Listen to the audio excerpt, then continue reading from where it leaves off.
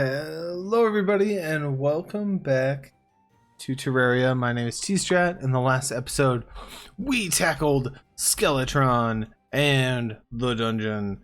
And though we didn't make it through the entire dungeon, we made it through enough. I think we got pretty much everything we were going for in there, save a few little baubles here and there. But overall, I feel really proud of what we did. We were able to get through that.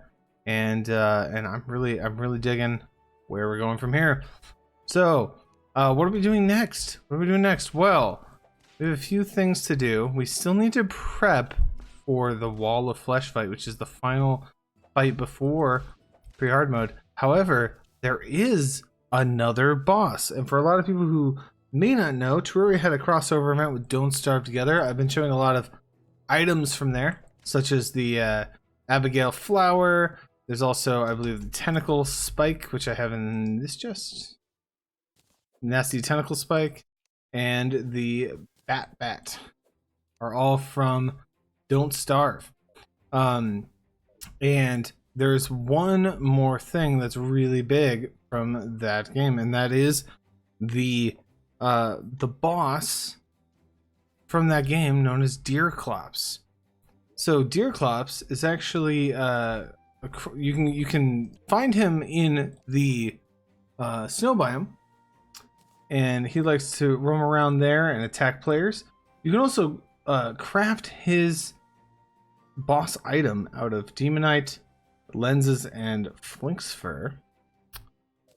And I think I actually have all the pieces here. Can I craft? Oh, do I have to go to Demon Altar to craft it? Probably. Flinx fur, lenses, and I don't have demonite, but I do have crimson ore, and I think that was one of them that you could do, right?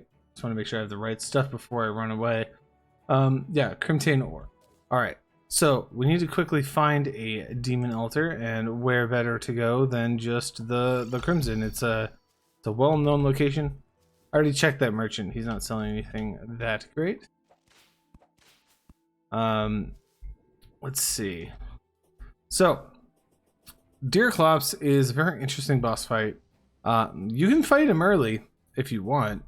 I've done it a few times on a different playthrough, and he's pretty fun actually. He's got some interesting moves. Namely, he's got one that's like he likes to freeze players, so he likes to stick ice around you. All right, let's make Deerclops' head, and I'm not gonna make this suspicious. I'm gonna hang on to my lenses. All right, so we have one Deerclops consumable. Unfortunately, I don't have enough flinx fur on me for the others, but maybe we can find some later. The other thing I wanted to do was actually start getting ready for Wall of Flesh, and in order to do that, there's a few things we need. First off, I used a little bit of obsidian that I got from mining my elevator in a previous episode. So I just mined straight down, and part of it was as I was mining down, I had water behind me, and it kind of created this obsidian, and I got a little obsidian from that. So I used 20 of it to craft an intrepid obsidian skull, which grants immunity to fire blocks. Now this is really important because we're going to be standing on a lot of fire blocks. And what I like to do is actually combine it with the cobalt shield. This will turn it into a really wonderful item. The obsidian shield. You notice it has immunity to knockback, and it grants immunity to fire blocks. So we can throw this on, maybe instead of my bone gloves for a bit there. And what this is really going to do is allow us to stand on any block that would normally ignite. One of the blocks is meteorite, and I'm going to go farm some. The meteorite dropped a few episodes back. I have no idea where it is. I'm going to go exploring for it, and when I find it, we will farm some meteorite. I'm going to get some summons, and I don't really need to put them in my inventory, but you can if you want. And I'll meet back with you when I find the meteorite. All right, looks like the meteorite has landed in the ice biome. So normally this block, if you do not have the Cobalt Shield or the Obsidian Skull, more specifically, you jump on it and it burns you. That's really bad, but with it, we are immune to that burning effect, so it's really good for us. Meanwhile, all these guys are trying to kill us. So, while you're mining meteorite, little meteor heads are going to spawn and try to kill you. So it's really important to mine out as much as you can, as quick as possible. They're not challenging, but they will hit you. It will burn, and it will suck. So meteorite is a really awesome material. It's actually a material used to make meteorite armor, which is another mage armor, similar in a lot of ways to the jungle set. I think it's a little stronger. One of the big benefits, though, is that there's an item that meteorite only can get, which is the laser gun. Very classic combo to do meteorite armor and laser guns, because it's a magic laser that is free to cast when you have meteorite armor on, which is really good. So we're gonna collect some. I'm gonna make all of the armor sets just to, like, again, I'm a kind of a collector hoarder kind of person, but I don't think it's gonna be necessarily better or worse than my crimson armor that I have currently going on. Ugh, I'm getting some lag spikes. I need to maybe restart my computer just to make sure everything's okay.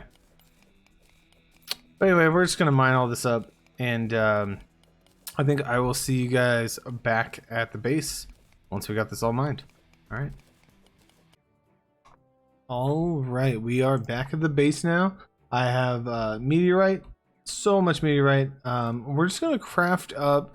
So meteorite itself is actually kind of interesting because as an ore, it's actually pretty useful. Actually, sorry, as a bar, it's pretty useful. There's a lot of things we can do with the bars. Oh, we can do with the ores, but maybe it's just the bars itself. So let's make some meteorite here. Going to rank out a bunch. What do we got? We got 200 meteorite bars from that experience. We are running out of space in this chest. I might have to move the gems out to something else. I was going to do that eventually, but might have to do it sooner rather than later. Let's just check what, like, a bar can make. I'm just going to go to the guides to show it a little easier here. So what can one bar do? So first off, meteorite can be used to make all the phase blades, little lightsaber things. It's pretty cool. At this point, a little late. My Muramasa, for example, is like a 31 melee. This is like a 29 melee, so it's not really an improvement on what I have. But if you got the meteor to land early, way before the dungeon, it's a good weapon to grab. There's the ham axe, which is a hammer axe. Very cool. I have my axe here with 150% axe power. Don't really need the ham axe. This is really cool. You can actually build a space gun. Right, this is the one I was talking about. It's a magic gun that works well with the armor. But you can also build a star cannon.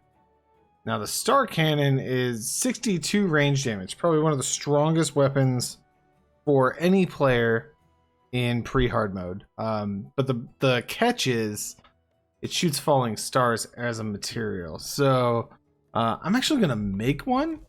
In order to do that, we're going to go to the desert. We're going to talk to Xavier here. And we're actually going to purchase the mini shark. Now, the mini shark is an amazing weapon, and if you ever see any Let's Plays or anything like this, people buy the mini shark all the time to use for different reasons. I personally haven't been using it in this playthrough, specifically because I actually wanted to try other weapons out and use other things. I've used the mini shark before. It is very, very powerful, very strong. It's does 6 damage, but you can see how fast I'm firing. And equipped with something like the hasty shark tooth necklace, which reduces defenses and stuff, that low damage really ramps up. and you can get some pretty insane damage numbers with it in pre-hard mode. Now, I'm going to use it to make the star cannon. And so my star cannon has 62 range damage. The caveat being it shoots falling stars. So I'm going to need to collect a lot of falling stars if I want to use it. But I think it'd be really fun to see like this cannon like at its full power.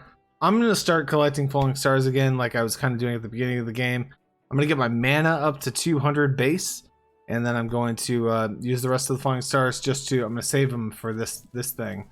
Hopefully we'll get a good use out of it. I'm thinking the first wall of flesh kill, just absolutely destroy it with the star cannon. It'd be really fun. And then I'll do one like more traditionally. We can also make the meteor armor set. And I'm going to make one of all of these kinds of sets just to showcase them all. But the meteor armor set, if we equip this now, you can see gives us magic damage, pretty good defense actually for mage, and gives us space gun, costs 0 mana. That's the set bonus for this armor set. So with space gun, normally it costs mana, but if you look at my mana on the right, it is costing me nothing to cast this. So infinite magic item spam. Always fun, always good to use. There are better spells and things like that, but this doesn't cost any mana, so it's a good backup plan for anything.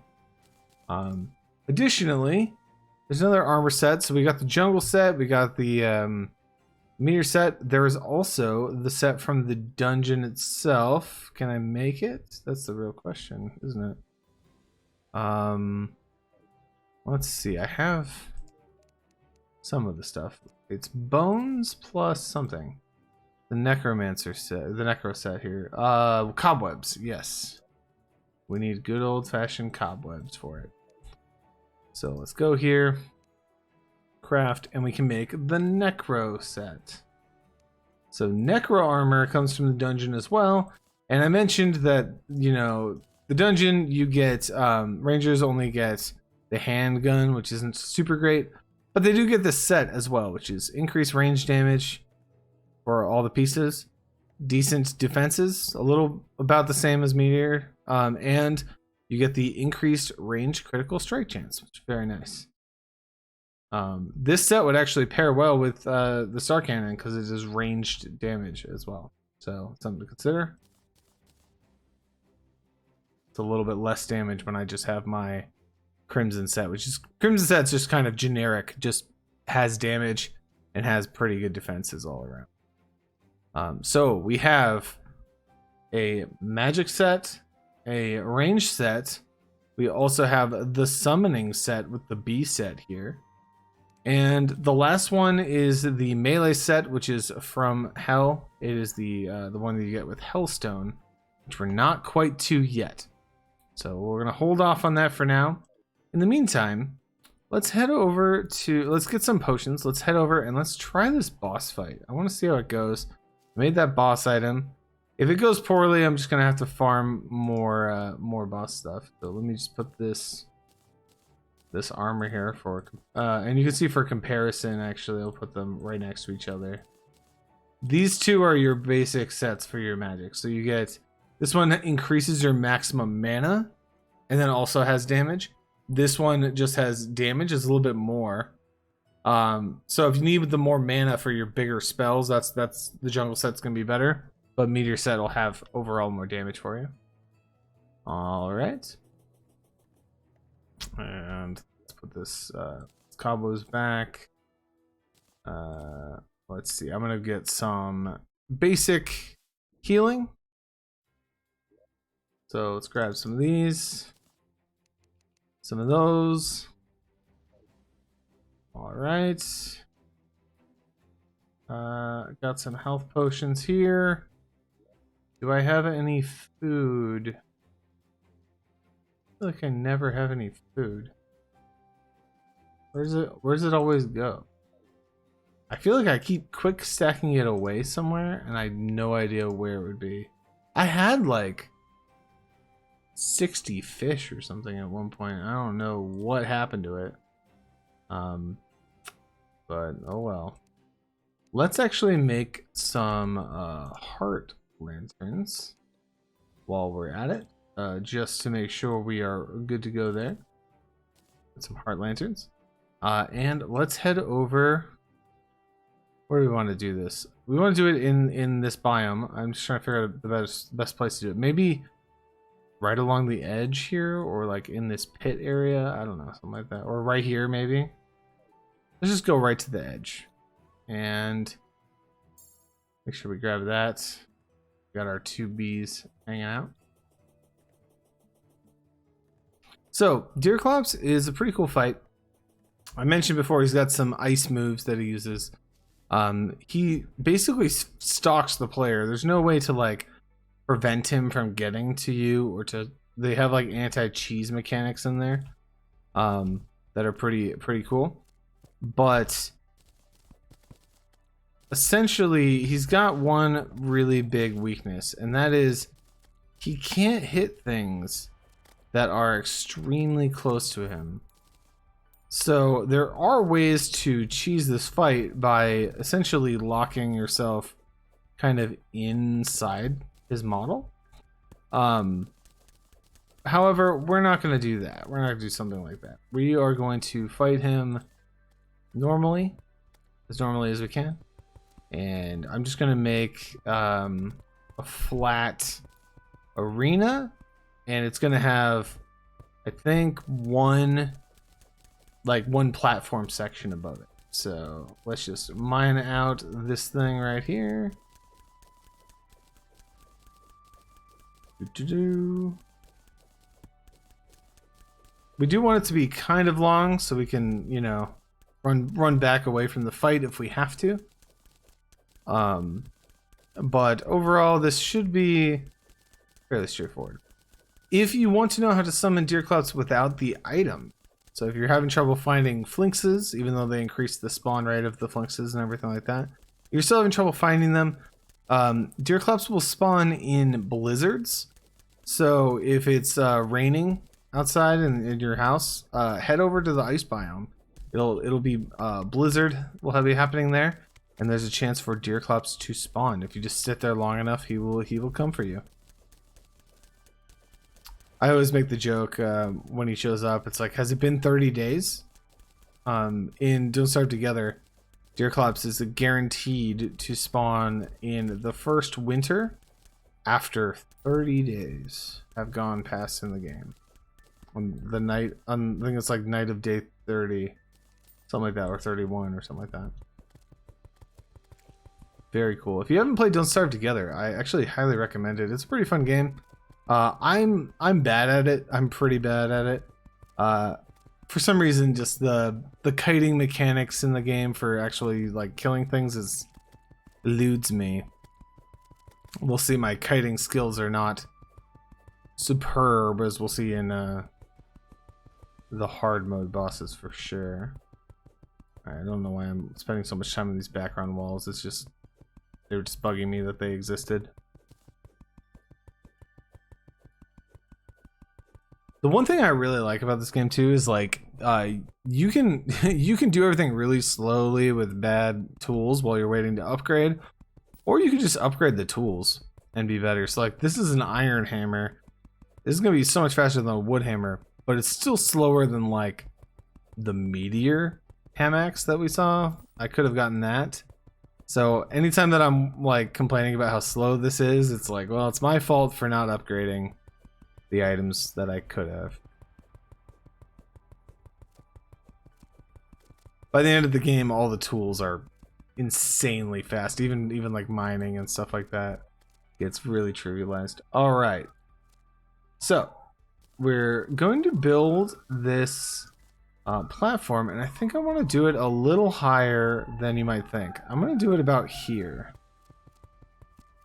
Ideally what I want to do is be able to use it to maneuver over Deerclops, but staying close enough to him that he still wants to do his usual attack pattern and not try to mess with me too much. This might even be too high, to be honest. We'll find out. It's gonna be pretty fun. All right, so gonna place down all of the usuals. Campfire for health regen. Heart lantern for health regen. And we're going to buff up. We are going to use the heck out of the bee's knees, I think, for this one. Maybe the strong bee as well. And let's get to it. Here we go. Is he coming? Oh no! Did I? Oh no, he's here. Okay, so I was about to say, is he coming? Because I summoned him, but I didn't see his name. All right, he's coming for us. Let's see. Let's bring him down. Oh, there he is. All right. So one of his mechanics here is that he will, first of all, hang on. He does a lot of these cool attacks. He's trying to use his ice on me. That's his main thing. But the big thing that he has is if I get too far away, I can't actually hit him. And that's one of his things. Oh, dodge that. Dodge that.